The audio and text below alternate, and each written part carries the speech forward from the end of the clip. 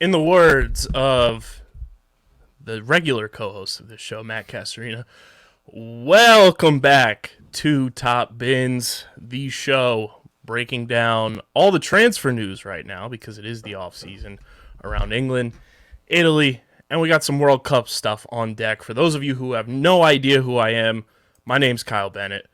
I'm joined by the co-host of the Top Bins podcast, Dom. Dom, what's going on, brother? Not much, man. I had my first day at my summer job, so that was pretty cool. Um, Nice change of pace from what I'm used to. So, happy to speak some soccer now. And there is some soccer related news to the place that I just got a job at. So I'll Look say at that. that. I'll say that at the end of the show. I'll save that. Teasers. That's why you got to watch the entire episode. Yeah, exactly. Before we get started, make sure you guys are following on Twitter at FC Top Bins. Follow the podcast there. Follow Dom on Twitter at Washed Lifestyle. Follow Matt on Twitter at Matt Castorina. And you can follow me at KBIZZL311. Shout out AOL Instant Messenger for my Twitter handle. And of course, subscribe to Top Bins wherever you get your podcasts, Apple, Spotify. Leave those 5-star ratings and reviews, and subscribe to the Underground Sports Philadelphia YouTube channel. That's where you get full video episodes of Top Bins and all your favorite Underground Sports podcasts in full video form throughout the week. And this show brought to you by the homies over at Bino Board. Bino is the next big tabletop game for your man cave, she shed, or your summer vacation destination. Think paper football meets foosball, and you've got Bino. Bino Board is a game and lifestyle brand based in Phoenix, Arizona, and Bino's goal is to provide the highest quality boards and a true brand experience. Every part of Bino's boards have been tested time and time again for the best possible playability so that every Flicker's experience is a positive one. Bring the world together with Bino, and here's someone's story from the other side of the pitch. You guys can go to binoboard.com and use our code BINOUSP for 10% off your order, including not only the newly launched limited edition ultraviolet board, they've got the green striped turf board back in stock. They've got hats now back in stock, dad hats, trucker hats, and they've got every single color imaginable of the bands that go around the board. They have every single color you could think of now in stock. So go to binoboard.com along with the Team USA and Team Mexico merch that is available. We're going to be talking World Cup later in the show. But that's code BINOUSP for 10% off your order at binoboard.com. Dom, of course, when Matt's in the big C bus, a ton of transfer news and rumors swirling around England and Italy. Let's kick things off in England with a big name headed to the MLS. Somebody we talked about recently on this show, Gareth Bale going to LAFC. I mean, if this may be one of the biggest, European imports for the MLS in quite some time, in my opinion. I think that him and, Lorenzo Insigne, who was recently unveiled to Toronto FC fans, he's finally landed in Toronto. Those two are the main marquee guys that are coming over from Europe. Gareth Bale notably leaving Real Madrid, arguably still in his prime too. So this is rather interesting. It kind of fits the bill for Gareth Bale though, because it's like God, golf, Real Madrid. So it's like God or Wales or something like that, and then golf, and then Real Madrid is getting all of that. So, taking the money as opposed to where he's playing, I can understand that. Moving to LA probably fits his bill.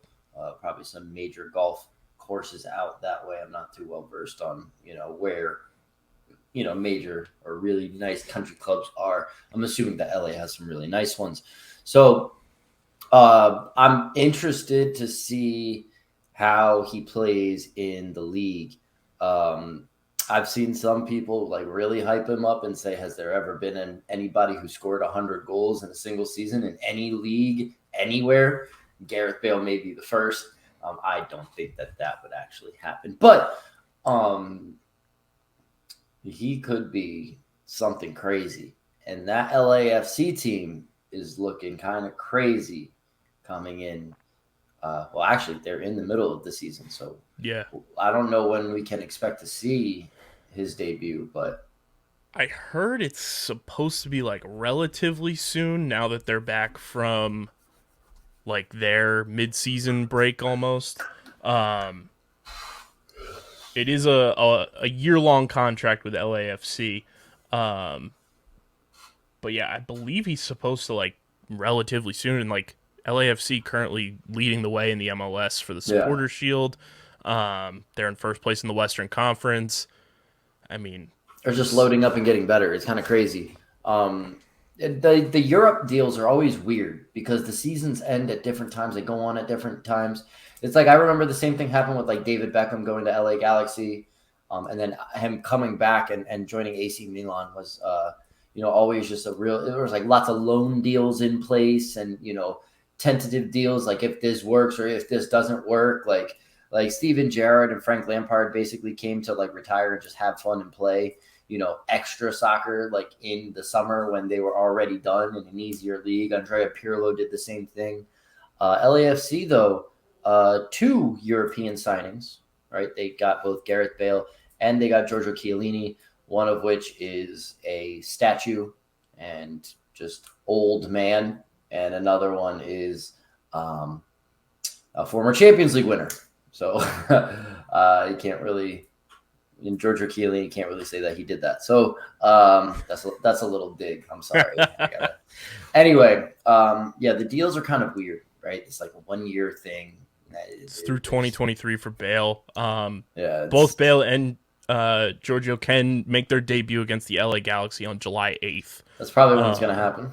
Yeah, because the MLS secondary transfer window opens on July 7th. So once that opens up, they can join LAFC, and they're just loading up to try to win the MLS championship. Which, It's actually kind of crazy because they haven't been around that long as a club, yeah, and the fact that they probably have all this money to splash, bigger market. It's kind of the MLS is going to start becoming very similar to what you see in European soccer, where you have the bigger clubs in these bigger markets worldwide, being able to spend more money than other teams, and it just completely screws over everybody else. Like I mean, even the difference between what Milan can spend and what PSG can spend is just absolutely ridiculous, right?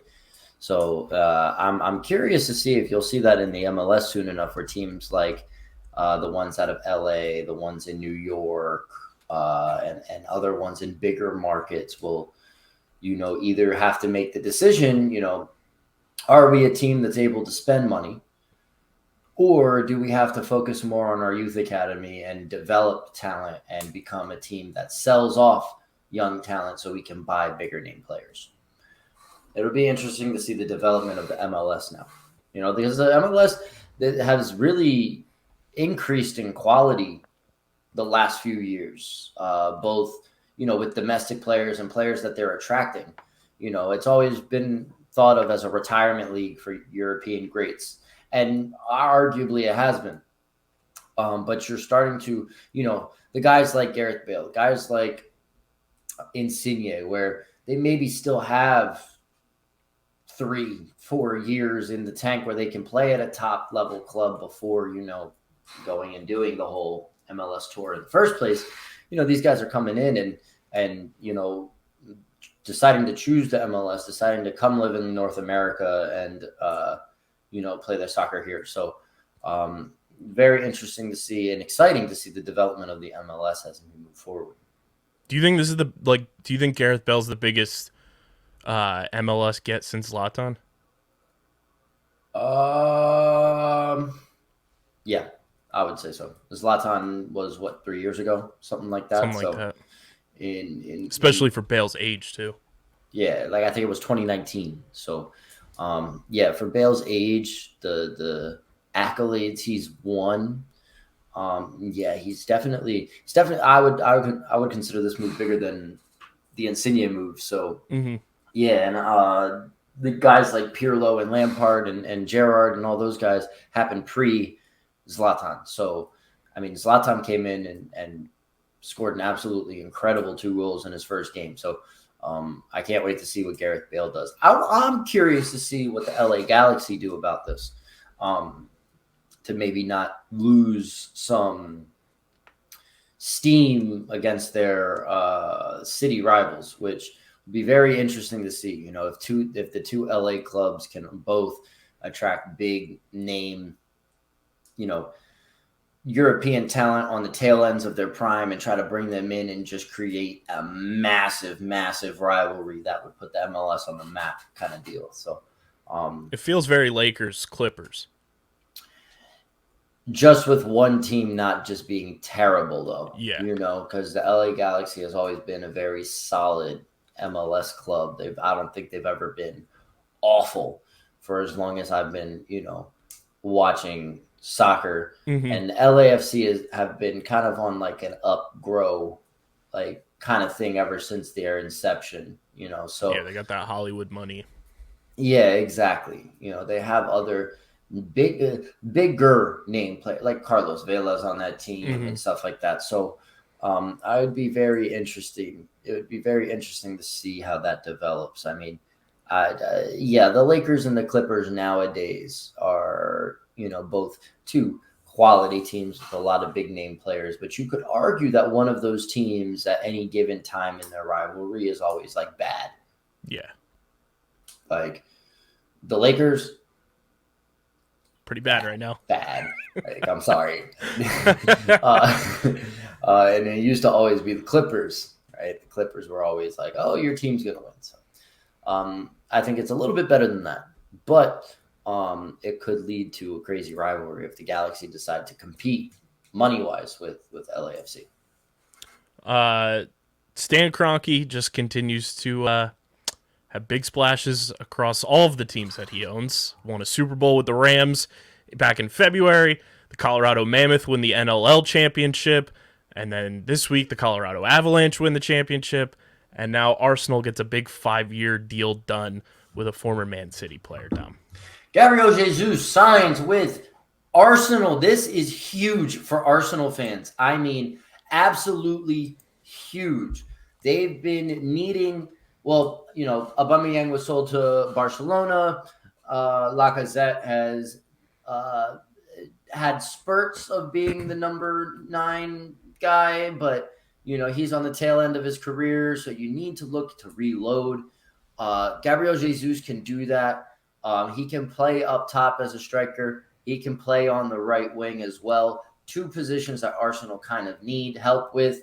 You know, they need to rotate Bukayo Saka and stuff like that. They obviously have another man that can do that now, but he's most likely going to be a center forward for them. 8 goals and 9 assists in 28 appearances for City, where 55% of those games were in the starting 11. So about 15 of those 28 games he started.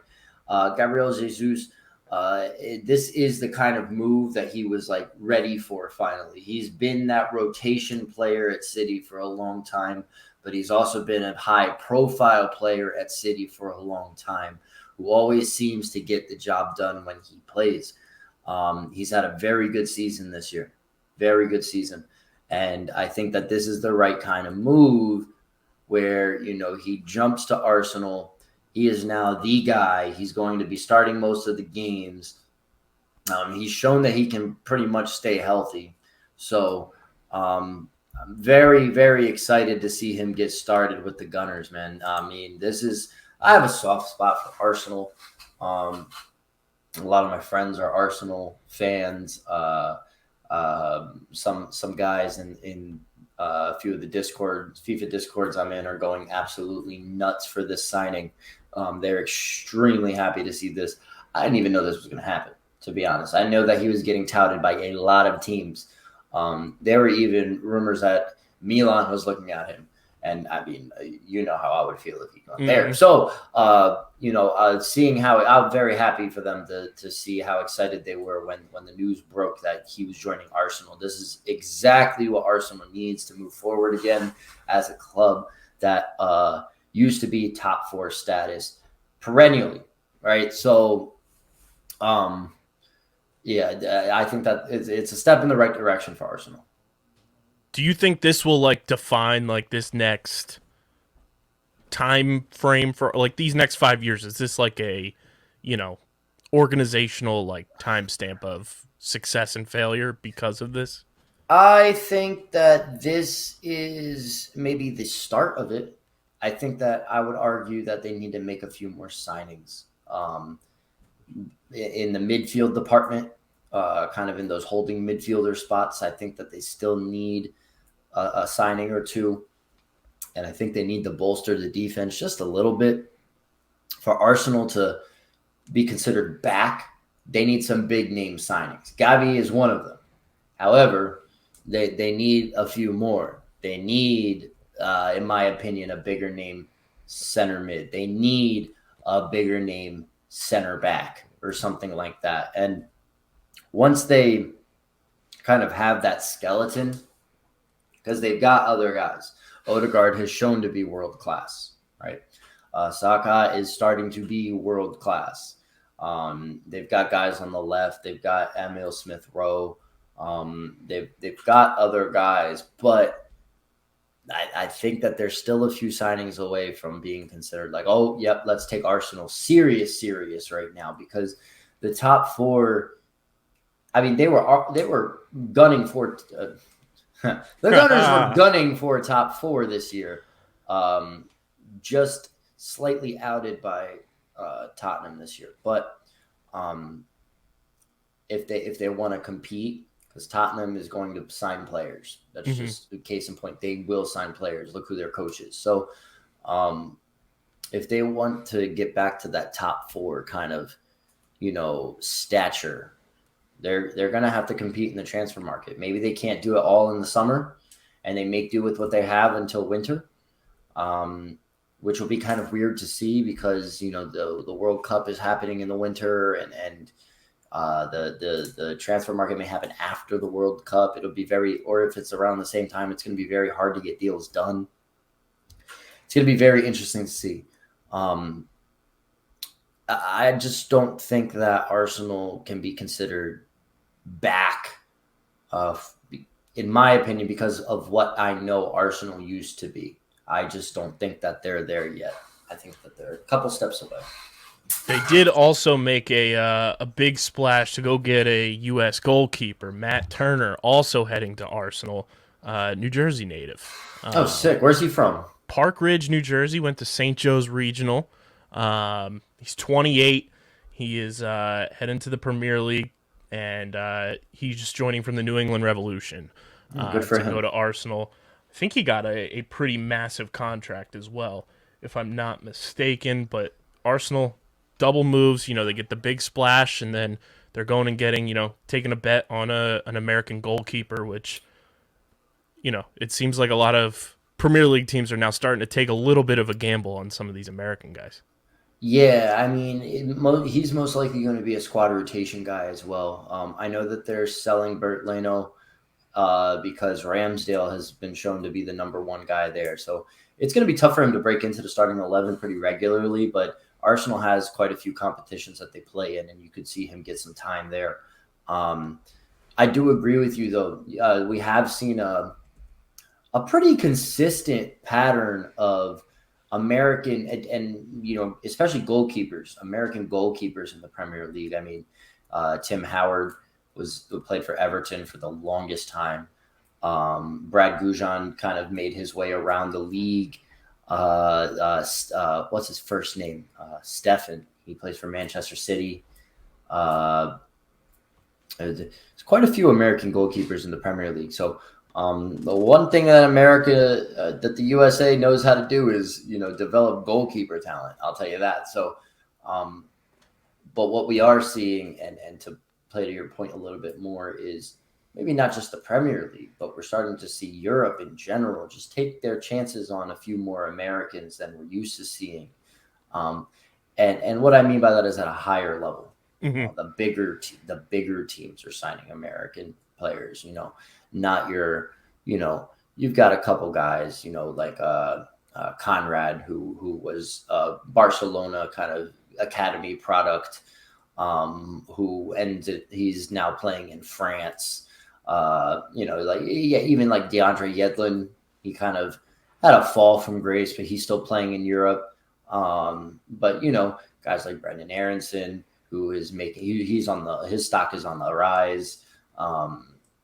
McKinney, Pulisic is becoming one of the bigger names in the Premier League right now, which is great to see.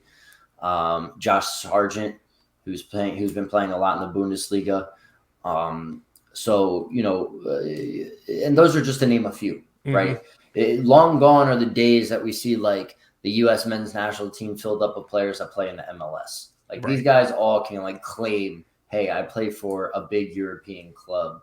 The quality that we expect from the guys that play for the U.S. men's national team has risen, in the last decade. And hopefully it just continues to go up.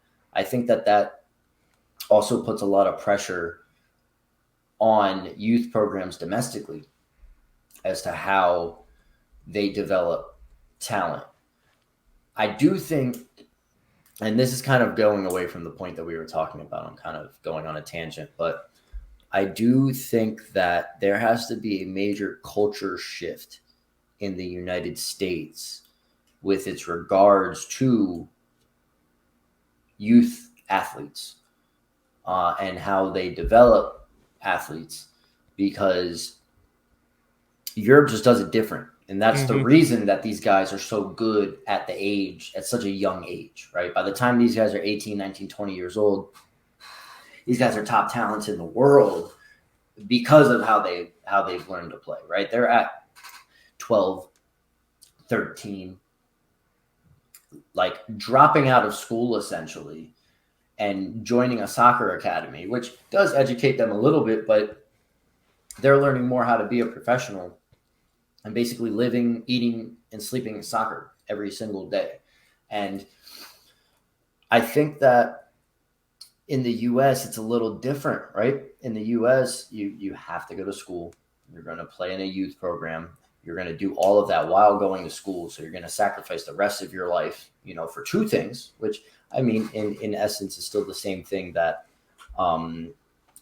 people in Europe do, but it's a lot more accessible to those in Europe than it is in the U.S. Here in the U.S., to be able to do that at a high level, it's going to cost a lot of money. And that's a big issue.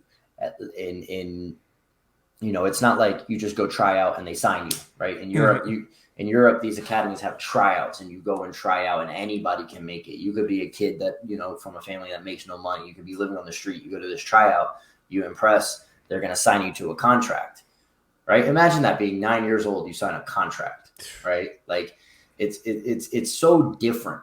And I mean, we're taking strides here in the US now, right? Like we have the whole, what is that? NSIL or something, like the name, image, likeness stuff, or the NIL deals, and like youth athletes and amateur athletes can now make money off their name, their image, and their likeness. They can get like promotional deals and sponsors and things like that. So, you can start seeing kids who, want to go at the next level, sell their talents on YouTube and then get these sponsorship deals and do stuff like that. And I think that that's the next step that Americans need to get used to is, hey, if a child understands or has the desire to become a professional athlete, we should be okay with them taking the necessary steps and decisions in their life to allow them to become a professional athlete. Because, everybody says, but they still need school, they still need this or that. Yeah, but if you make it as a professional athlete, all the doors that open up and the resources that you make and the money that you can get, if you know how to handle it correctly, you can get your education later. You can go and do all that stuff. Like that's always going to be there. You have other business opportunities, and I think you and I both at the age that we're at now, we all understand it's more who you know and what you do than your education and preparedness on stuff. You can teach yourself how to do something and get some experience working for somebody that'll take a chance on you, and then you can go make that next application and get the job. So, I really do think that, more Americans need to be okay with just saying like, hey, if my child wants to become a professional soccer player, who are you to tell me that I have to force him into school? Why can't I send him to an academy? Why can't I have him, work hard and develop his talent? And if he becomes a, soccer player that gets paid, good for him. Yep. And if he doesn't, we'll go from there, find out how to get his GED and move on. Right. But I think that, once more Americans become cool with that, you'll see a lot more names, a lot more American names in Europe. You'll see the quality of the MLS go up even more, where they won't have to always splash the big money on the big names like Gareth Bale to come over. They can sign Tom Jones or whatever, from Seattle, Washington, because he is one of the top prospects, at the 14-year-old age, right? At U14, right? Philadelphia Union has you can sign Brenden Aaronson. Yeah, exactly. The Philadelphia Union signed 14-year-old, so-and-so to a youth contract for their academy so that they can develop his talent. And by the time he's 16 or 17 years old, he may make a first team appearance. Like, that's the type of stuff that we need to see in the MLS in order for that league to be taken as serious as the European teams. Because the money's there. Yeah. The money in the MLS is there. 100%. We're one of the richest countries. I mean, yes, not a lot of these MLS teams are dealing with, organizations or investment funds that deal with like Qatari money or like Saudi oil money. But like, you're seeing a lot of American investors, like you mentioned, Kroenke, right? Redbird just took over AC Milan.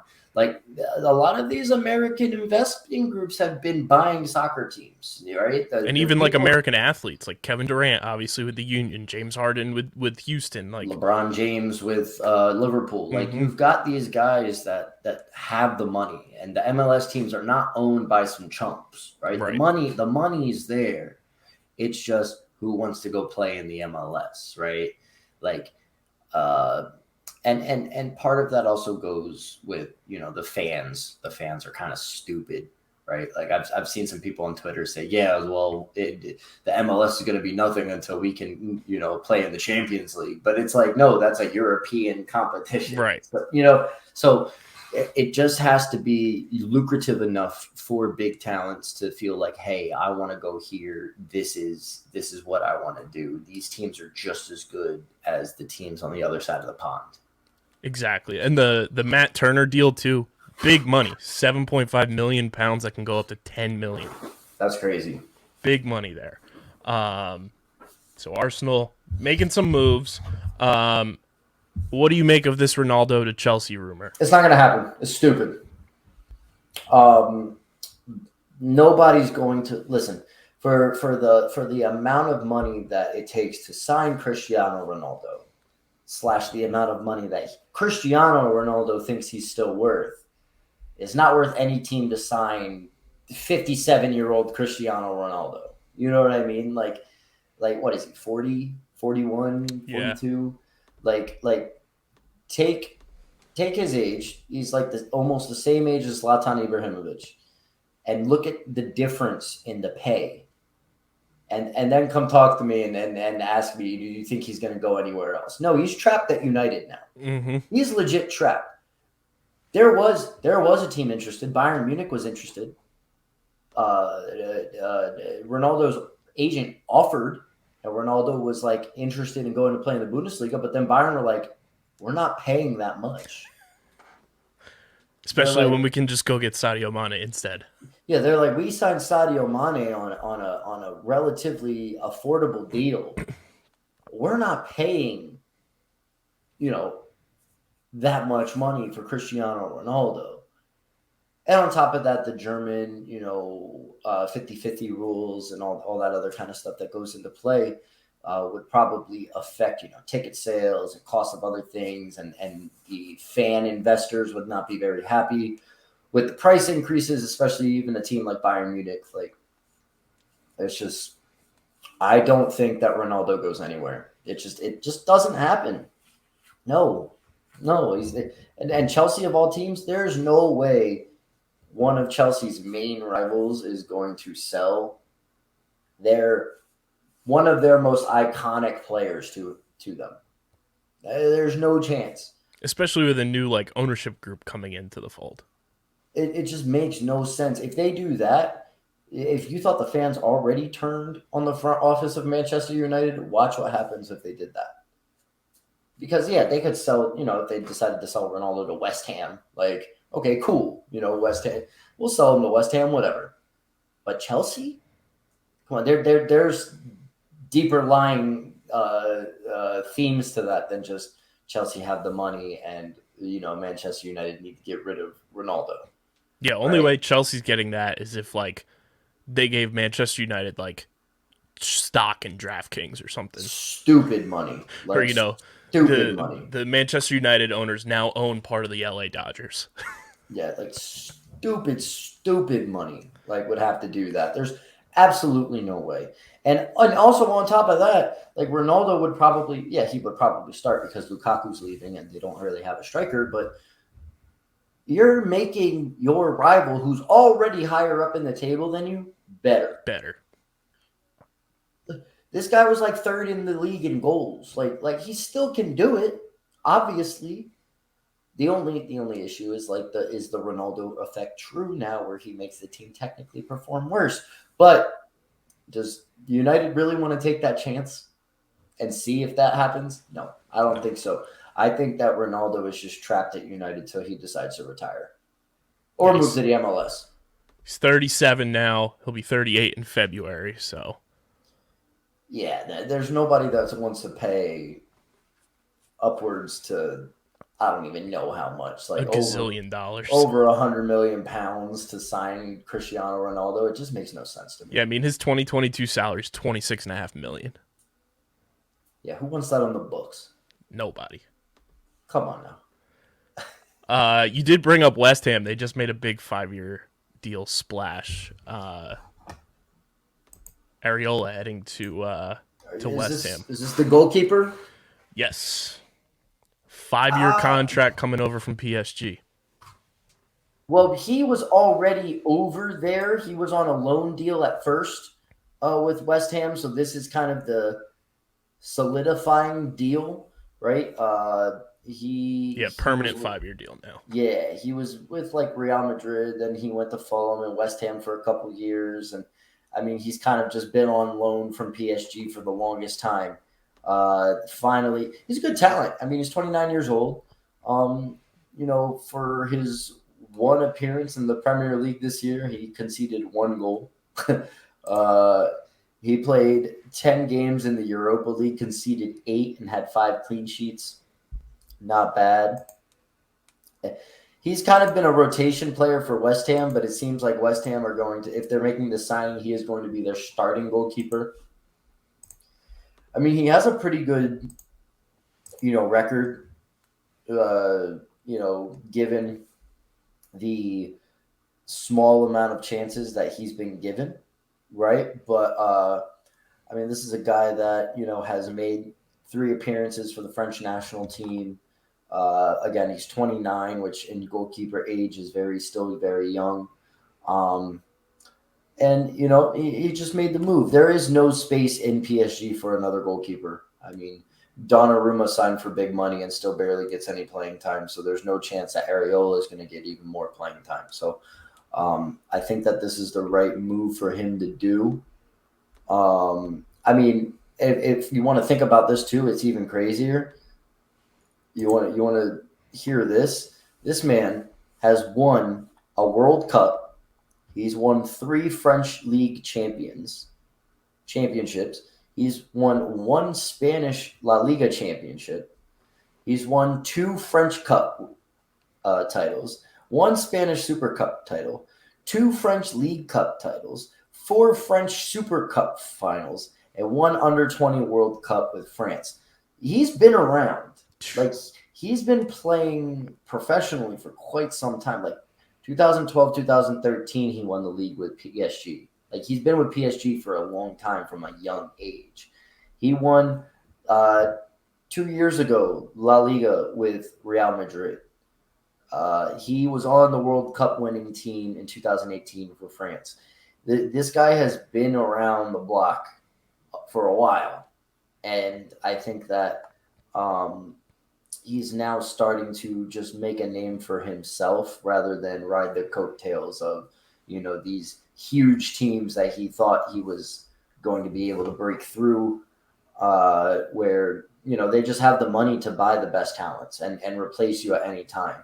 I think that a team like West Ham, who's on the rise in the Premier League, is a great team to kind of, work with. So then when you do make a name for yourself after a few years of being their first choice goalkeeper, you make that move to a big club and, not get replaced, right? Right. Maybe a Manchester United, a Chelsea, a City, to say like, hey, we need a new goalkeeper. This guy's the man. Let's go out and get him. We can only see a 5-year deal is a pretty big, sum of money. But I think it's good for him. Yes, he signed through the summer of 2027 with a further 1-year option, because the loan last summer with West Ham had a holding option to buy, and that's an option that they took for $7.75 million. Wait, what did you say? Say it again. I'm sorry. The loan that he was placed on from PSG, it had an option for them to buy, so that's how he signed the contract, and that loan was $7.75 million for the fee. So good, I mean, good bit of business. West Ham and Arsenal paying around the same for their 2 new goaltenders. Yeah, which is kind of crazy to think because one has been decorated with all of this European success, and one comes from the MLS, but they're both worth the same amount of money. And the one from the MLS might go up to $10 million. It's kind of crazy, right? West Ham have also made an offer to Jesse Lingard's representatives over signing the player on a transfer fee, or on a free transfer. I'm sorry. That man is washed. I'm sorry. I can't even say like the joke. There's been a running joke online about Jesse Lingard for like the last few years. Guy's like our age, right? So he's not a young talent at all, but everybody still thinks he's young. Like, it's been a running joke for quite some time that Jesse Lingard is still the best young talent England has to offer, but he's not young anymore. So I can't even say that anymore. The man's washed. He was rumored with Milan. If he signed with Milan, I may have said something else. But no, I mean, to be fair, for Lingard's for Lingardinho, as I call him occasionally. When he's played for Manchester United, he shits the bed. He's terrible. But when he seems to play for other teams, most recently West Ham, because he was on a loan deal there, he played very well. I think that he's a guy that needs to have the spotlight on him and needs to have a team depend on him and to have that, desire or that, expectation to perform. Because being a squad rotation player for Manchester United, you make one mistake, the fans are on your back, right? So I think that a move to a club like a West Ham, who does need a number 10 or some team of that stature, is a good move. But like I said, man's washed. Speaking of Milan, Tom, let's move over to Italy because there's 2 guys on our rundown sheet here that might be, well, one is calling Milan home, and one might be on the way. Oh, yes, sir. Divock Origi has finally, it's done. It's legit finished. The free transfer to Milan has been finished. He joins Milan after a 3-goal, 1-assist season in the Premier League. But he also got a goal and an assist in the Champions League. This guy doesn't play a lot for Liverpool, but that's because it's Liverpool and their forwards don't normally get rotated that much. But the goals that he does score are either absolutely incredible or big time goals in very serious moments. I mean, he scored a goal that helped win Liverpool the Champions League. So, I mean, this guy can do it. I mean, he's been a talent. He's kind of been looked down upon for quite some time, but Jurgen Klopp praises the crap out of this man. He says he has one of the sweetest strikes he's seen out of all the players he's ever coached. And mind you, this is a guy that coached Robert Lewandowski. This is a guy that coaches Sadio Mane and Mo Salah and stuff like that. Like, to say that about Divock is incredible, right? So I'm very excited. He's of the same build of a Giroud, of a Zlatan Ibrahimovic, so he fits the system that is being run in Milan right now. He's a target man. He can link up and do a little link-up play. He's not a guy that you're going to expect to dribble the ball a lot, but if you can get the ball to him, he will convert his chances. And he has a little bit more pace. He's younger than Giroud. So he's got a lot of promise and a lot of chance to play really well in Serie. I think that it's a league that kind of fits him, and he's shown to do it in the Champions League and in the Premier League. So why can't he do it in Italy? So I'm very, very excited to see him play for Milan, and I think that it's the right kind of business for Milan as well. Right? They're not trying to spend a whole lot of money. They don't have a whole lot of money to spend because Redbird decided to not give them all the right investments. But they're making do with what they have. And I think that is very, very good business. Maldini just always seems to do the right kind of business in the right way. This is one of those moves. And then there's a lot of high expectations. There's rumors that Ziyech might be a match for Milan as well.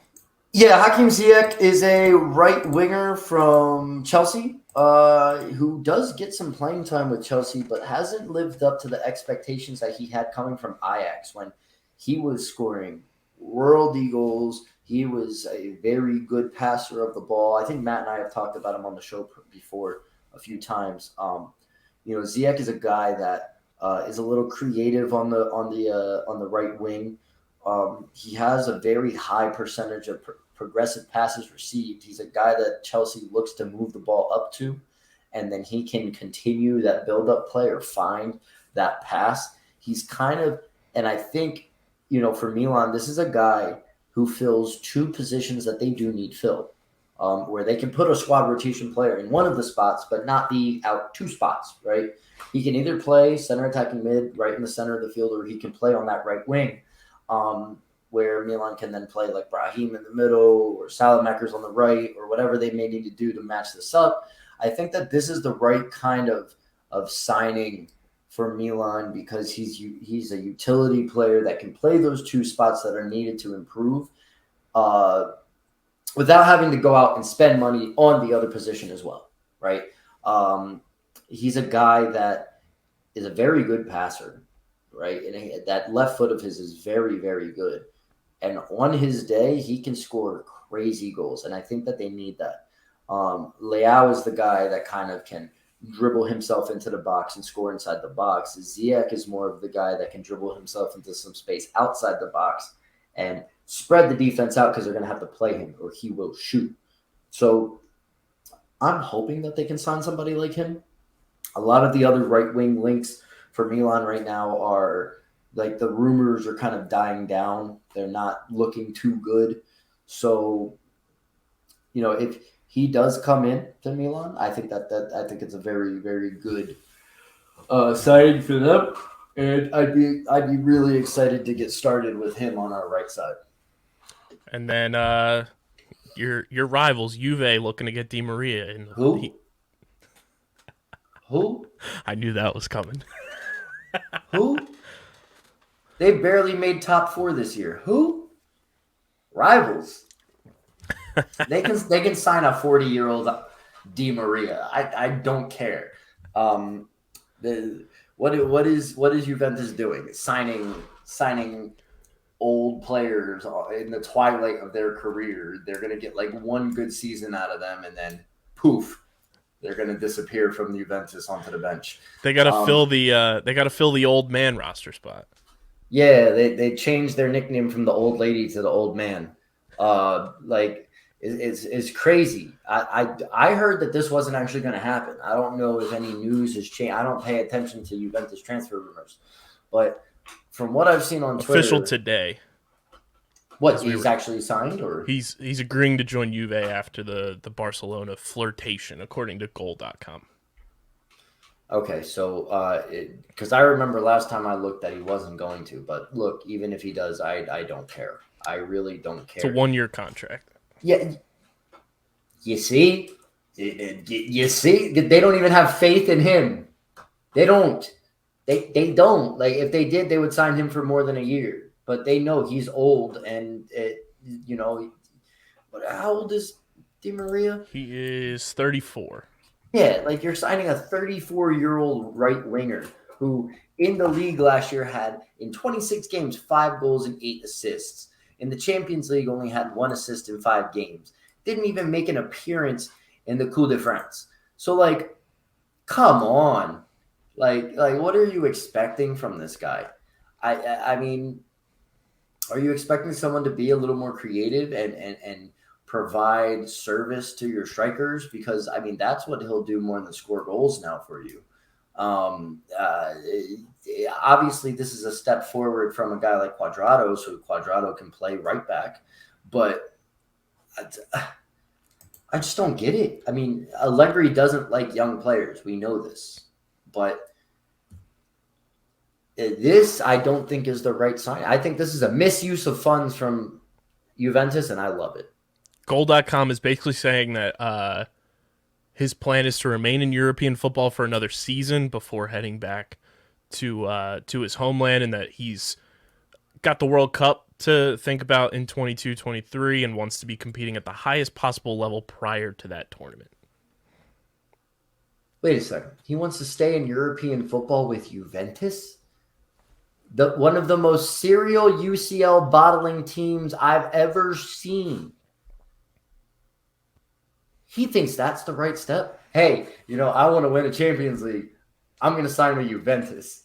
He goes from one team that does terrible in the Champions League to another team that does terrible in the Champions League. Granted, yes, they made a couple UCL finals in the last decade, but they lose them. They lose them. People thought that they were going to beat Real Madrid one year. No, Real Madrid wiped the floor with them. This isn't a team that you sign. This is a team that you sign to maybe win the Serie A, maybe a couple of years ago, because there's plenty of teams that are back in Italy that can challenge Juventus now. You're gonna have to work, my friend, for top 4 this year. You're gonna have to work in the Champions League to get to the semifinals. This isn't a team like PSG that can kind of coast to the semifinals and then have to play hard. This is a different challenge. This isn't France. I don't know what you're thinking. This isn't Italy of 5 years ago where Juventus just coasts to the league. It hasn't been like that for 3 years. And it's only getting worse. Juventus is on the downs, man. And they're starting to become bang average for a top team in Serie A. And I don't know. I think that it's not good. It's not a good career move for him, and I don't think it's a good move for Juventus. But as a Milan fan, go ahead. Pop off. I don't give 2 shits, man. Go right ahead.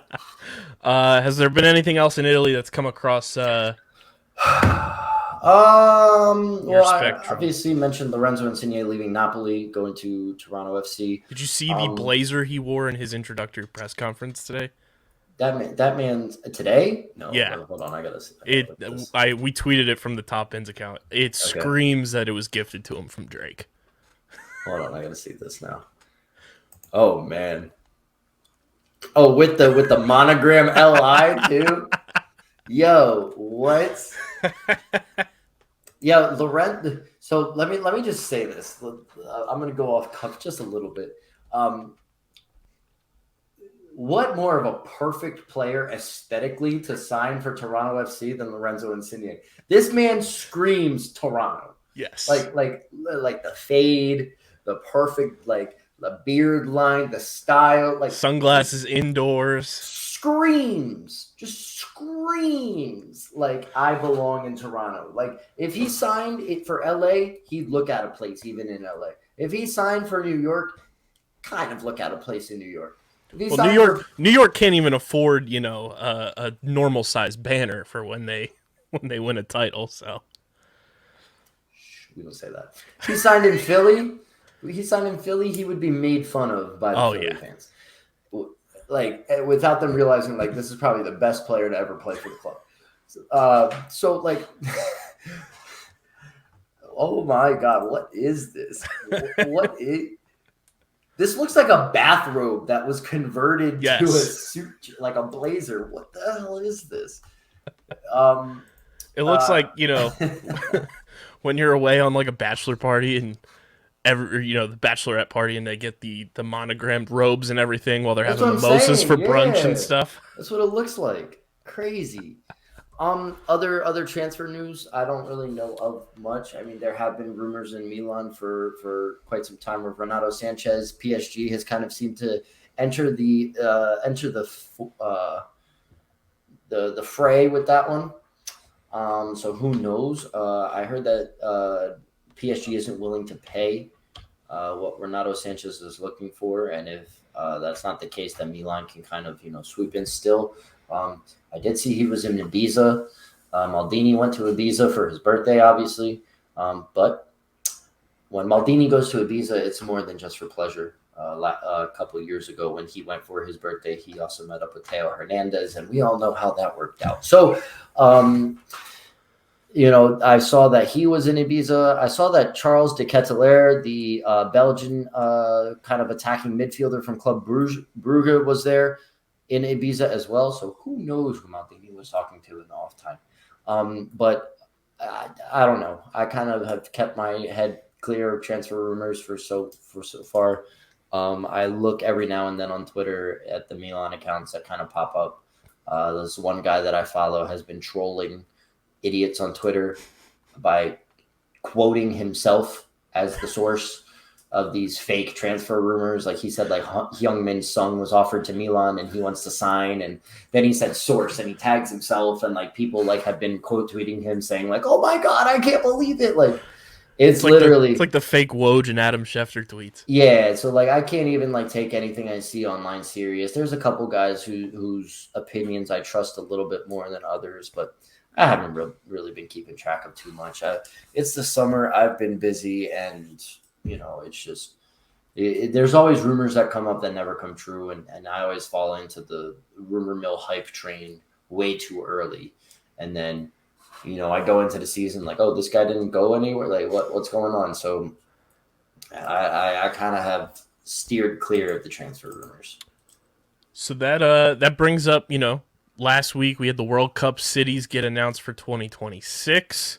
North America announcing where the games will be played. And Dom, we've got some pretty sweet US cities that will be hosting World Cup matches. We've got, New Jersey with MetLife Stadium, aka New York.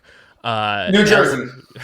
New York can't even afford a football team. It's okay. Our tax dollars go to that stadium. So New Jersey. New York can't afford football teams. Yeah. We've got Jerry World on deck, AT&T Stadium in Dallas. I can't get mad at that one. That's going to be awesome. Stadium. Los Angeles SoFi Stadium gets the nod over the Rose Bowl, which is where the 1994 World Cup final was. But SoFi, the new spot in town, gets the nod. Levi Stadium, the 49ers stadium for the San Francisco Bay Area. Hard Rock Stadium, where the Dolphins play in Miami. Atlanta, the Falcons Mercedes-Benz Stadium. Seattle's Lumen Field, where the Seahawks play. Houston's NRG Stadium. Lincoln Financial Field in Philadelphia, Pennsylvania. Kansas City's Arrowhead Stadium and Gillette Stadium in Foxborough. Those are the U.S. cities that got selected, which I think, for the most part, pretty solid across the board. I mean, I'm very interested to see, the turnout in each of these cities. It's going to be crazy, but it's also going to be crazy expensive. Yes. And I've told Matt this. I've told other people this that have brought up, hey, it's going to be in the city. I may have a kid by then, so I don't know how I'm going to afford going to the World Cup, let alone just be like, oh, hey, honey, and little me, or little girl version of me and my wife, like, hey, like, I'm gonna go watch soccer. I'm gonna go to Philly, have fun. We also got 3 Mexico stadiums and 2 in Canada. Guadalajara, Monterrey, and Mexico City all get tabs for Mexico, and then Toronto and Vancouver get the Canadian nods. Yeah, the Azteca, right? The Azteca is one of them? Yep, Estadio Azteca is Mexico City, Bancomer and Monterrey, and then Akron and Guadalajara, and then BMO Field. It's actually kind of crazy. The Azteca has been home to 2 World Cup finals, both of which 2 of the greatest players the game has ever seen have won the World Cup there. Pelé and Maradona have both been crowned champions there. This can only mean one thing. Messi's winning the World Cup. It can only mean one thing. It can only mean Get one your thing. futures bets in. Greatest player ever. And yes, I said that. Greatest player ever will be named World Cup champion. And the greatest player ever is not named Cristiano Ronaldo. It's named Lionel Messi, and he will be World Cup champion. I mean, that's the only thing I could see. That would be crazy if they decided to do that. Everybody's saying, like, oh, the final's going to be played, in Miami. The final's going to be played in Philly or this or that. Like, I would love to see it played in the Azteca just because of how much history is there. The atmosphere would be crazy, and Messi would win. And, that's all I have to say. Sushi's in my chat saying, that's my boy. Let's go, Dom. So we have 60 games set to be played in the U.S., while Mexico and Canada each get 10 matches. And once the tournament reaches the quarterfinal stage, all the remaining knockout round games will be held in the U.S. Oh, so it won't happen in the Azteca. That's just annoying, dude. The only thing that I worry about come 2026 is the climate of the U.S., and I don't mean weather. I mean social climate. I mean political climate. This isn't a politics show, so I'm not going to get into all that on a soccer podcast. But it does come to mind that a lot of the stuff that we're dealing with could escalate and get worse during 2026. I mean, that's 2 years after an election, yep. Right? So we'll kind of be midway through the term of whoever the new president will be, or if our current president decides to get voted in for a second term. But whatever's going on, there could be some idiots that decide to do something, at a World Cup, location. Didn't that happen during the Atlanta World Cup in '93? I'm pretty sure. So it's the security at this World Cup is going to have to be crazy. Not only in the U.S., but also in Mexico. Who knows, what could happen in Mexico over the next, 4 years, with how the cartels kind of run, the country. So it's going to, take a lot to put this on. But, I'd be interested to see, I'll be very happy. Not interested, but I'll be very happy to see this run smoothly and go smoothly without any issues. And it's going to be crazy right in our neck of the woods because 2026 is like Philadelphia's year to go all in on trying to get everything. The MLB All-Star Game is already set to be in Philadelphia. The NBA All-Star Game is being pushed to be in Philly. Same with the NHL, and then Jeffrey Lurie's trying to get something done at the link for the NFL, whether it's the Pro Bowl, the Super Bowl, or whatever the Pro Bowl may be at that point in time, whether it's a flag football game or something. But The Pro Bowl is all about getting into good weather in the middle of friggin' Yeah. winter and having some fun. Like they're not gonna come to one of the coldest cities in the middle of the winter before the Super Bowl. Maybe get the Super Bowl to be played in Philly. Be That would sweet. be cool. But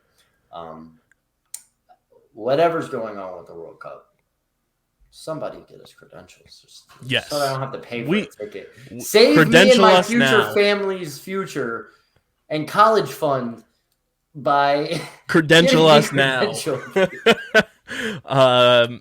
Which cities do you think is going to have the best fan turnout across the board? Because I mean, there's some big name cities with some big, soccer fan bases in the U.S. alone. Obviously, Mexico is going to turn out like they always do. But which U.S. cities do you think are going to pop out? I would have said Philly, but now that Italy's not in the World Cup, or actually, sorry, this is 2026. So Italy 2026, yeah.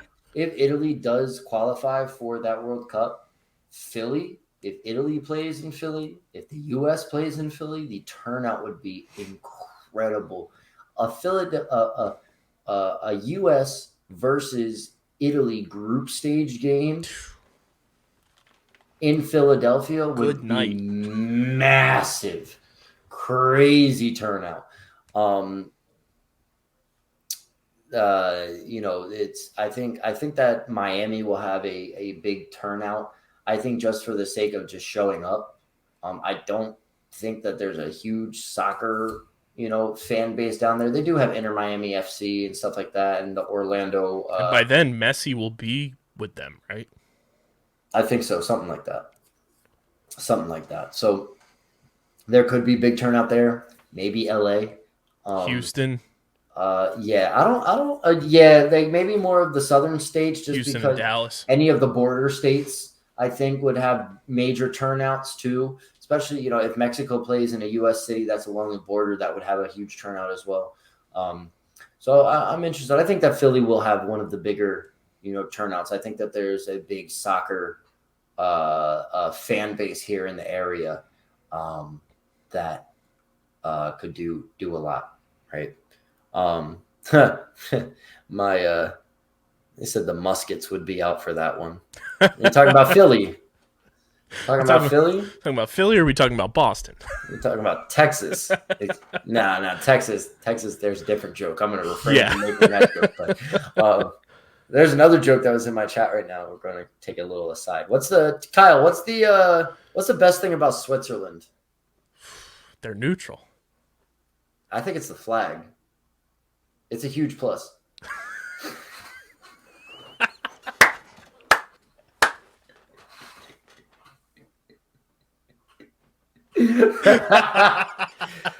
Shout out to Wholesome Scottish for that one. That's incredible. That's a great one. Oh, we're talking about U.S. versus Italy. The Muskets would be out? What are you talking about, dude? What are you talking about? Dads loving dads jokes. Hey, we're not dads. Don't put that energy on me. Yeah, come on now. Yeah, don't put that into the universe yet, man. Don't put that into you. Only way the Muskets would be out is if the Philly game was played in like Fishtown. Yeah. But that would also result in like baseball bats instead. Yeah, and some of them would be thrown on the field. Yeah. Right? They don't understand what a yellow card is, or a U.S. player gets a red card. What are you doing? Hey, what the hell's your red card doing down there on the field? You guys don't know anything about this sport, huh? Where the hell's the fanatic at? Where's Gritty? We need to get these guys off the field, and we're going to go down to Jim's. We're going to go down to Gino's and Pat's. Hey, y'all ain't got nothing on the Delco boys down here, okay? Where do you guys put the batteries? I need them.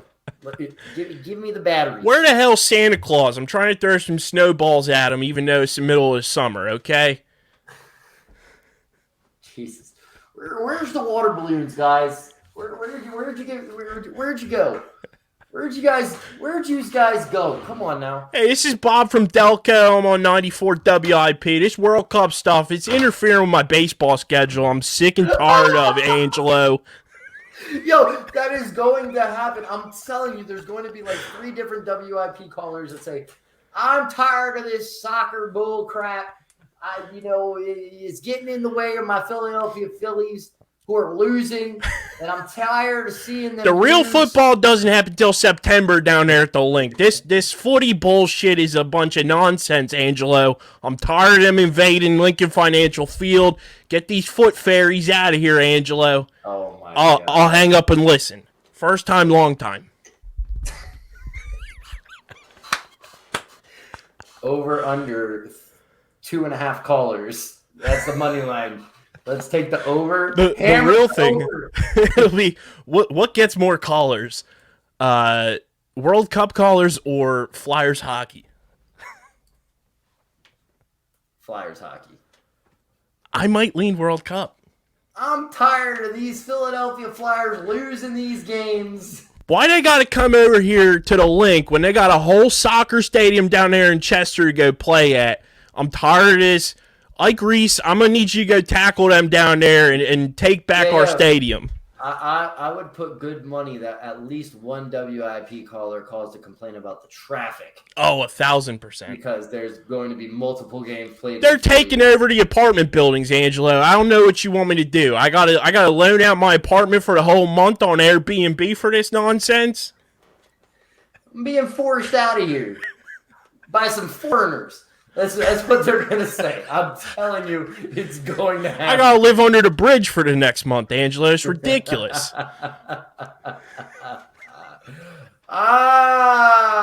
Credential us.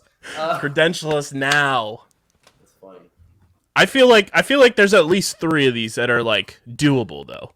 With Philly, obviously, I think New Jersey, New York is very doable, and then Boston. What has this podcast turned into? Listen, listen, you, Sushi, you are not part of the OG squad who used to listen to this show, and me and Kyle did this shit in his basement together way back before. In a way smaller studio. Yeah, with a table like as big as a card table. I'm sitting in. Like you don't know what the podcast used to be. This is what the podcast was.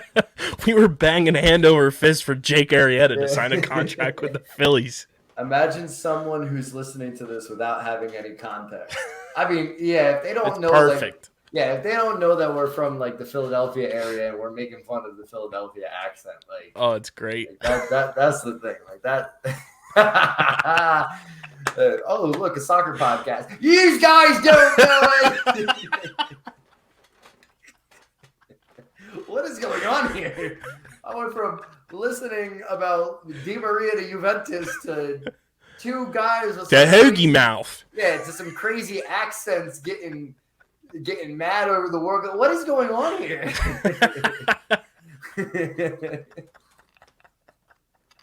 Let's go to the phones. Yeah, let's go to the phones. Let's go to the phones, guys. Oh, you're a new caller. Tim from Allentown, you're on WIP. Listen. Oh, man. Incredible. Oh, that's a great bit, Kyle. That was wonderful. I've been workshopping that. I felt like introducing that on the main pod is just a bit when things are going south, but right now things are kind of flying high, which is nice. I mean, Bryce Harper's thumb is that's tough. Shattered. But, my chat was saying you sounded like Peter Griffin. Not even close. Not close at all. But I will say this. That's where the muskets come out up there in Boston. Your Philadelphia accent was very good. I will say that. I was humbled when I was talking to a friend of the network, Brooklyn Vaughn, who works for ESPN now, a few months back, and I was doing the Delco accent for her being from Delco. She was like, your Delco accent is better than some people from Delco. Listen, you guys don't understand it. It's a Delco thing, okay? Yeah, listen, you guys don't understand. You know, we cheer on the birds in the winter, and then we go to Sea Isle in the summer. Sea Isle summers all day, every day. You don't know nothing about Jason Kelsey slinging us alcohol behind the bar down there in Sea Isle. Listen, the OD, that's my place, man. You go to the OD, and then you go to the Dead Dog at 2:00 for the napkin toss. Listen, this is what we do. We're Birds fans, Phillies fans. We don't want that foot fairy bullshit here in the city. Only way we're watching is if that Brenden Aaronson kid's still in the cup. That's the only way we're cheering for him. And Medford Messi. Oh, you just reminded me. Okay, so to kind of switch gears real quick. So I recently just got a second job. I'm a teacher, so working summers is kind of comes with the deal, comes with the gig because I don't get paid 12 months out of the year. I got a job at a brewery, Kings Road Brewing Company. Nice. Out of they're based in Haddonfield, but they do have a Medford location as well, and I started getting trained there. I was told that Brenden Aaronson was actually in today before we opened, before everybody started showing up, getting shown around and stuff like that. They're going to name a beer after him as well. So that's kind of cool. You heard it here first. Breaking news, people. Look at that. What a week for the kid. Bangs the drum at the Union game on Sunday night, and they get the big 3 points against New York. Now he's getting a beer named after him. Yeah, Brenden Aaronson's man from Medford. So Medford Brewing location is probably making his beer. It's pretty cool. That's sick. Stop working, more streaming. Get out of here. Y'all gonna fund that or? Yeah. Where's my money? I got 5 gifted subs a couple nights ago. I still can't get a payout. Like, damn, where's my funding? Like, if I can make the money, I will do it. Right? Like, that's sick, though. Yeah, man. It was actually kind of cool. I was like, oh, I'm recording the podcast tonight. That's a little bit of news. Medford Messi IPA coming to you soon. Yeah, the manager who was training me was like, are you a soccer fan at all? I was like, yeah, why are you asking me that? I thought she may have known something about it. I was like, oh, no. Like, what do you know? But she goes, yeah, do you know who Brenden Aaronson is? I'm like, yeah. Yeah, of course I do. Like, yeah, he was here earlier today. I was like, what? Yeah, he's getting shown around. He's getting a beer named after him. She's like, is he pretty good? I'm like, yeah. He's very good. That's sick. Isn't that the new Leeds signing? Is that where he signed? Yeah, he signed with Leeds. Yeah, he signed because they signed another American guy too, I think, and their coach is American as well. Something like that. Yeah, he's the new Leeds signing. Yeah, it's massive. Absolutely massive. Yeah, it's massive for the Union too. The Union get a shit ton of money for that, which is awesome. And massive for Medford, New Jersey. Yes, he's the Medford Mike Trout. Yeah. They're gonna live and latch onto his name for the next 15 years with no other products that come out of the city. And I'm hired by them. Let me stop. Well, hey, Millville did just have another one get called up, Buddy Kennedy in the big league. I did see that. Yeah, I did see that. That was good for him. That was great for him. How's FIFA been, Dom? Kyle, I don't know if you purposely asked me this because you found out what happened to me last night on my stream. I have no idea what happened to you last night. Oh my god. Okay. So, my schedule was a little weird this weekend, so I played most of my PS games on Friday and finished them off stream on Saturday. My FIFA streams this weekend were full of rage and disappointment. Friday's stream was like, I won 2 games, I lost 2 games. I was very angry. I just abruptly turned off my stream. I was like, this is dumb. So I played the rest of my PS games on Saturday morning. I ended up playing all right. I was like 11-7 or something like that in 20 games. So it was all right. But last night I decided, hey, I'm going to stream. I have 20 games on Xbox to play, and I'll play them. And I played my 20 games, and my first 13 games, I end up going 11-2. Really good, right? You think that I'm going to have maybe 4 losses, 5 losses max. I'm ready to just power through, right? I finished 12-7. Actually, 12-8, but yeah, I finished 12-8. After going 11-2 I go 1-6. 1-6. How do you think I looked on my stream, Kyle, at the end of my stream? Distraught. I was pissed. Dude, I don't even know what's going on with FIFA right now. The game's dead. The game is really dead. I mean, that's really what it is. The EA, like the way the market is running and the way that you have to generate coins is so hard to do now that people don't have a lot of coins to buy players, but they're releasing all these cards that are like 95 plus rated and everybody wants to use them, but you can't get your hands on them because they're really hard to earn coins over the course of a week. And at this point in the year, every time they release new cards from like 2 weeks ago are like obsolete. So like cards during the biggest time of the year, during team of the season, a lot of them are already obsolete, which is kind of crazy for me to think about. But even most of the top tier icons in the game are now obsolete because all these other players have caught up to them. So it's a really weird time in the year where like if you don't have specific players, you're not going to play well. Like it's just the game is playing against you, and you're not only playing against your opponent, you're also playing against the game itself, and it's just kind of terrible. It's just terrible. So, I mean, I'm still playing, but that's because I'm addicted. and it's really just the only game that I play normally when I get on video games. But I'm starting to branch out a little bit and play a little bit some other games. You know, I started playing Call of Duty again a little bit. I've been streaming that every now and then. I streamed some Fortnite, you know, what seems like ages ago, but I've been playing some Fortnite here and there. This new game, Roller Champions, which looks pretty cool. I've got 2K, but I may not play 2K either because 2K has been really pissing me off as well. Sushi said in the comment or in the Twitch chat, he was like, "Tell Kyle he should have seen your 2K stream.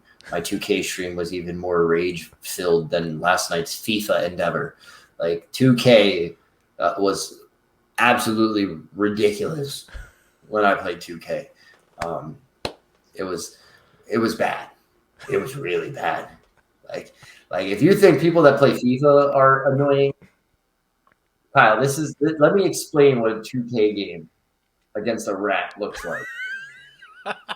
You get on, you play against another team. They have all 99 rated players on their starting five and their bench. And then they bring the ball up with their point guard. They run one way, crossover, run the other way, crossover, run this way, crossover, run this way, crossover, run this way, real quick, crossover back the other way, 3-point shot, green time, down the other end. And you, or like someone like me who I don't really play 2K, but I know how to play basketball. I'm trying to play like regular basketball. I'm bringing the ball up, take a little dribble size up, call over a pick, get some movement going. But by the time the pick gets there, this player with 99 defense steals the ball, goes down the other end. 3, green time. It doesn't even need to take the 3. Just shoots the 3, green time. Now I'm down 6. And it just, okay, now I get a dunk. I did a pick and roll at work. They can't play a lick of defense to save their life. The pick and roll works. Send it down. Next play down. Crossover dribble, crossover dribble, crossover dribble, crossover dribble, crossover dribble, crossover dribble, pass back, crossover dribble. 4 seconds left on the clock. Crossover dribble, calls a pick. Crossover dribble around the pick. 3, green time. Down the end. I'm down 9. That's just all it is in 2K. I'm just angry. It's like the only thing that I said on that stream was, fuck. Broken controller. Yeah, that was basically it, man. That was basically it. That was 2K for me. Oh yeah, I'm getting back into Fall Guys as well. Fall Guys is now free on all platforms, and they really overhauled the system, which I think is really good. I think the game is taking some steps forward. I think it's really fun. And I highly recommend it to everybody. But as FIFA goes, anybody who does care about FIFA, here's the actual news. Today they released some crazy content, some of the first crazy content, during the Shapeshifters promo, some of the best content we've seen all year. They got an 82-plus player pick that's probably repeatable, 85-plus player pick that I don't think is repeatable. But what they did do is they also released a Eusebio Prime Icon Moments SBC, which he's literally one of the best players in the game. and you can get him for a premium 2.4 million coin cost. Yeah, I don't think I'm going to be completing that. I don't have that much in the club. But, they also have the likes of a 99 left-wing Ronaldo, where if you do have 10.3 million coins on the console, you can buy this card for yourself. But who has 10.3 million coins? So only the top traders and people have that kind of coin. Or if you're a streamer and you just open packs and sell everything, you have that kind of coin. But the everyday FIFA traveler like me, my club is now probably worth like liquid 1.4 million, and it was 3 point something million like a month or two ago. So like that's the way the market is. The market's downtrending and losing coins and things like that. So it's and at this point in the year, like I could care less about like what my players are worth and like losing coins. Like it's July, a new FIFA comes out in well, it's not July completely yet, but it's almost July.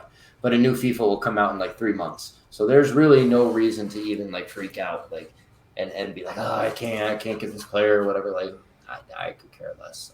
I've been blessed all year with pack luck and good cards that I've been able to use and things like that I'm kind of wiped out, and I don't care too much anymore. This was, I think, the tipping point this last weekend that kind of told me like, hey,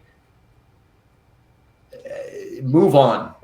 Play a new game. Find a new slant. Yeah, like do something different, dude. Like the people who come to your channel to watch you play FIFA will come back when the new one comes out. Like you're not missing anything. You're going to see me play Call of Duty and rage, or you're going to see me play Fall Guys, or you're going to see me have fun on some other game. Like it's time to extend and expand, the stream and stuff like that, because FIFA ain't it, man. FIFA ain't it no more.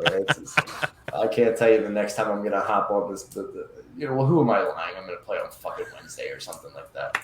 Actually, no, I'll be in Wildwood, so I won't even be playing FIFA most of the week. So it's going to be a nice break from the video games. I remember last summer I brought my Xbox down with me to play FIFA in Wildwood. I was still playing FIFA, so it's a little my quit my E on the tank is reached a little earlier than before, but there's Have you ethanol. seen gas prices these days? It is expensive to fill up that tank. There's ethanol in the gas nowadays, so it burns faster. So it makes sense that I'm not I'm not making it all the way to August. But,